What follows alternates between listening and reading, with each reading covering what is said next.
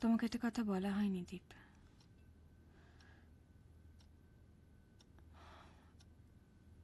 আজকে আমার জন্মদিন।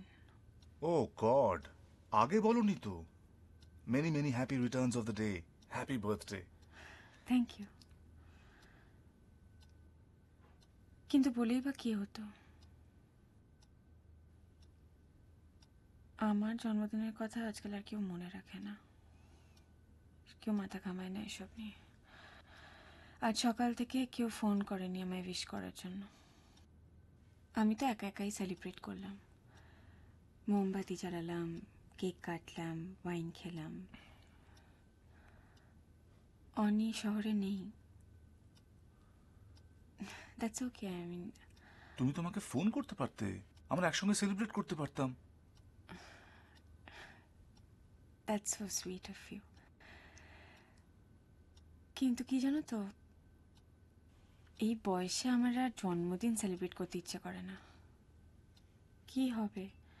আজকে যদি রবিবার না হয়ে উইকের অন্য কোনো দিন হতো, আমি অফিসে যেতাম, কাজ করতাম, বাড়ি ফিরতাম, ফুরিয়ে যেত। রোববার একা একা ছিলাম, তাই জন্মদিনের কথাটা বেশি করে মনে পড়ছিল। নিজের জন্মদিন সবসময় সেলিব্রেট করতে হয়।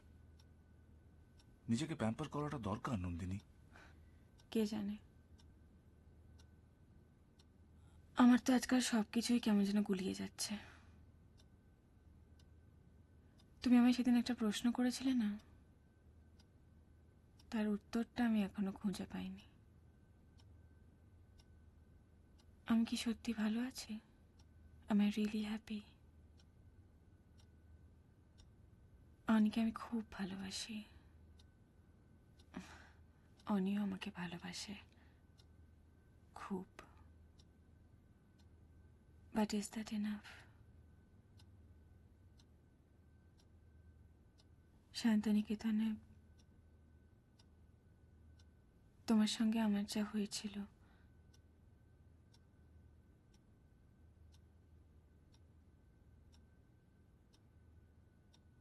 সেটা আমি ভুলে যেতে চেয়েছিলাম, কিন্তু আমি ভুলতে পারিনি। তাহলে কি ভালোবাসা বলে কিছু হয় না? নাকি হয়? আমি অনেক ভেবেছি, অনিকে আমি খুব ভালোবাসি। তা সত্ত্বেও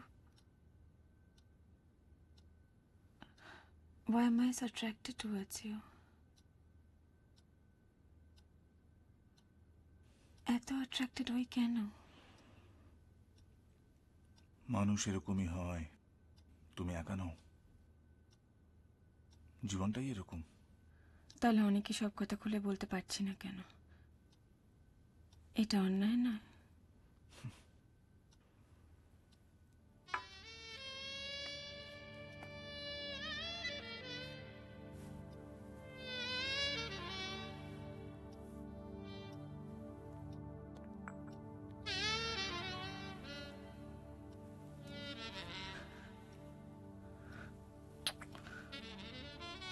এটা কি অন্যায়?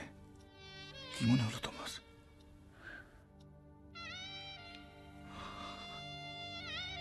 প্লিজ দীপ,